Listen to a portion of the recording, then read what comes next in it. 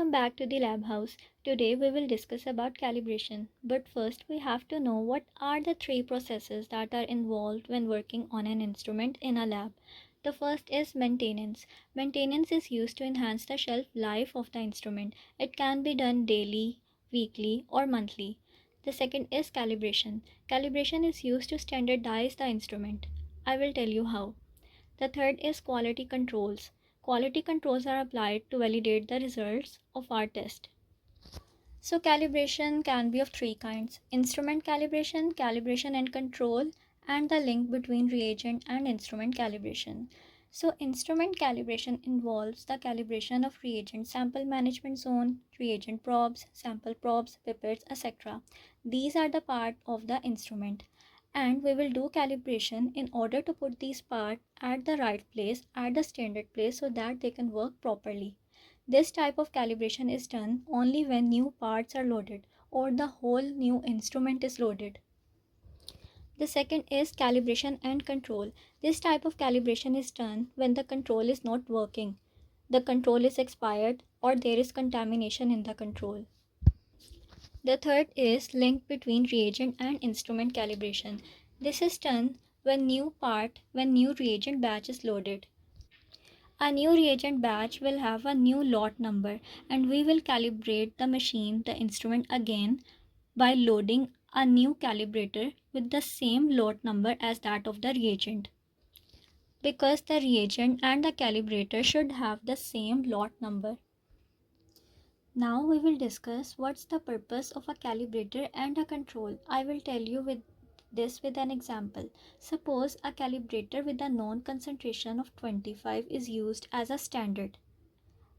Also, we know QC is run to validate the results by ensuring the instrument reads 25 as standard concentration, confirming proper calibration.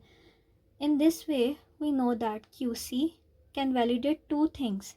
It validates the results of the test by validating that our instrument is properly assessing 25 as the standard, not 35, not 45, etc., only 25. In this way, we will know that the calibration of our machine is done properly. So the key differences between calibrator and control are: calibrator is used to standardize the instrument, while control is used to validate the results. Calibrator has a fixed value, single known concentration, while control exists in ranges: high level control, normal level control, low level control. The matrix or composition of the calibrator is not same as that of sample analyte, but the control matrix is same as that of sample analyte. We will not run calibrator daily, but we will run controls daily.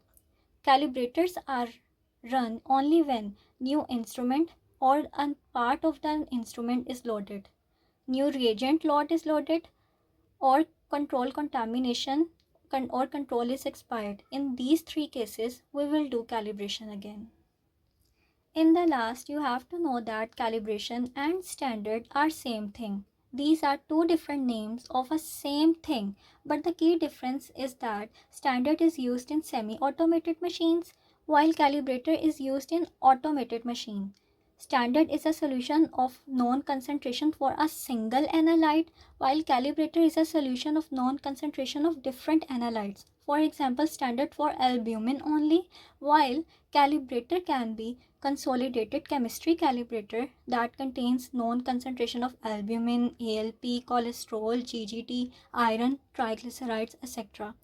So calibrator and standard are same, but these are the little difference that you have to know.